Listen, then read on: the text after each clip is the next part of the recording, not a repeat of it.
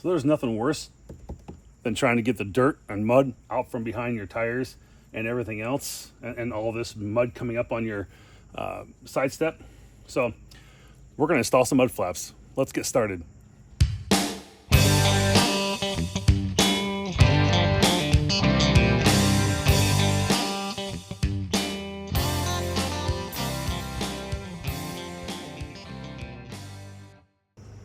Today, we've got the WeatherTech no drill mud flaps. No drilling required. I like that. And we got the ones for the front and the ones for the back. So I'll figure out let's box which one's gonna fit which, and we'll get started here. So first one, I think this is already open. So this is the ones for the front. So I know which ones those are. And these are going to be for the, I guess they have the, right here. In fact, it just says mud flaps, black front mud flaps. So I guess I was wrong. These are the front ones.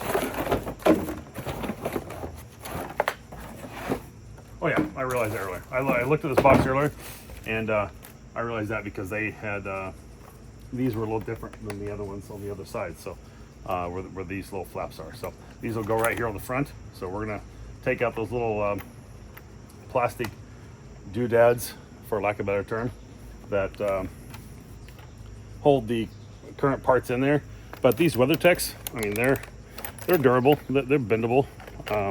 You know, I can, you know, they have some flexibility about them. They're easy to wash. They've maintained well in my old truck, and they literally are just two little bolts that go in.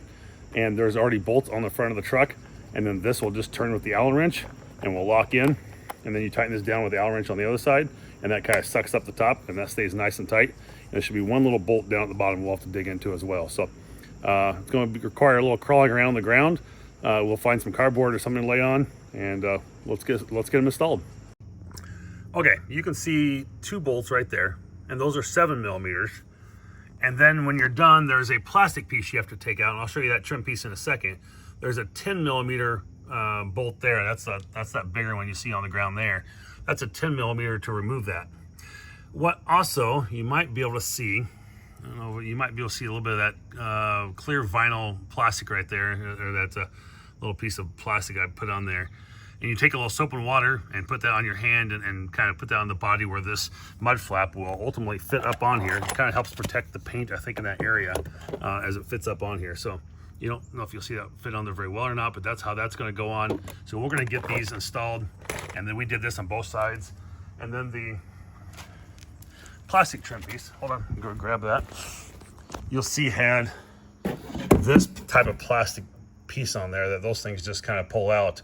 And I used a little pry tool with little forks on the end of it just to get in there and pull it off. So anyway, that's how those mud flaps are going to go on, and then we'll show you what the final product looks like once I get these installed and put back on here. Just waiting for those little vinyl pieces to dry, as they need to be completely dry, and had to get all the bubbles worked out of them before we put the mud flaps on. So this is the WeatherTech mud flap installed on the 2025 Ford F-150. You got the two bolts there you got to take out. Here you've got the little Allen wrench you got to tighten up, and once you see this thing over here on this side, you might see the padlock and the unlock symbol, and this is the unlock side, this is the lock side. If it's zoomed in enough, I should be able to see that. And then so I know this is in the lock position here, and that's pretty solid on there, so I know that's good. And then there's a 10mm bolt right down here, and that should be good as well. That's all you got to do to install, and this is what it looks like on the 2025 Ford F-150. Sharp looking mud flaps overall, and it really comes down low enough it'll protect that side step and mud and sand flying up on there and snow during the wintertime.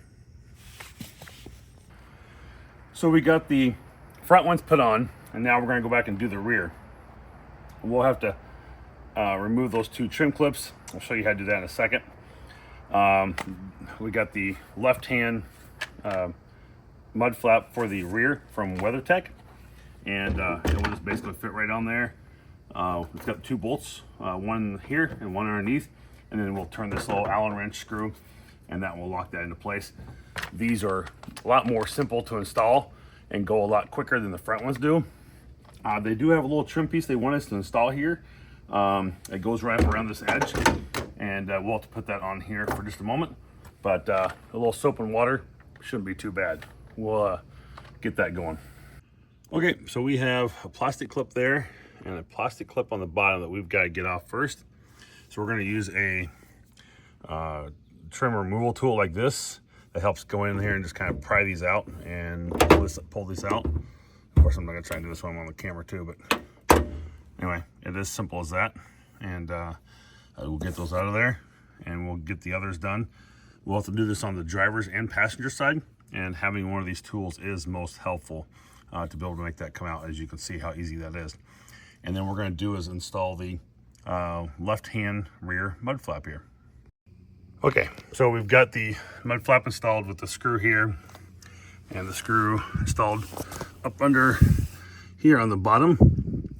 My recommendation is to do that bottom screw first. I don't know if you can see, but it's a little challenging to get that bottom screw on after you put the top one on because you're working from underneath. And then, of course, like I mentioned earlier, the Allen screw just turns and that locks that in. So there is a little weather strip that we did here, and I think it got moved as we put this on, so it should have been a little bit farther over than it was. So we missed the mark there on this one, unfortunately, but it's going to be okay. And I'm not too worried about it, but I'm not going to try and take it off and soak it down with a little bit of soap and water again. So we'll get the right-hand side done, and that's going to do the same thing. But again, recommendation here is to do that bottom screw first and then do this back one right here next. And so this is what that looks like from a side view and the rear view on the back of the F-150. It looks sharp. I like them and they hold up well. So here we have the front and rear mud flaps for the 2025 Ford F-150. Again, those front ones, a little bit more tricky of an install. I think one thing is to be able to turn your wheels to the left. That does help give you a little bit more spacing between the wheel and the mud flap.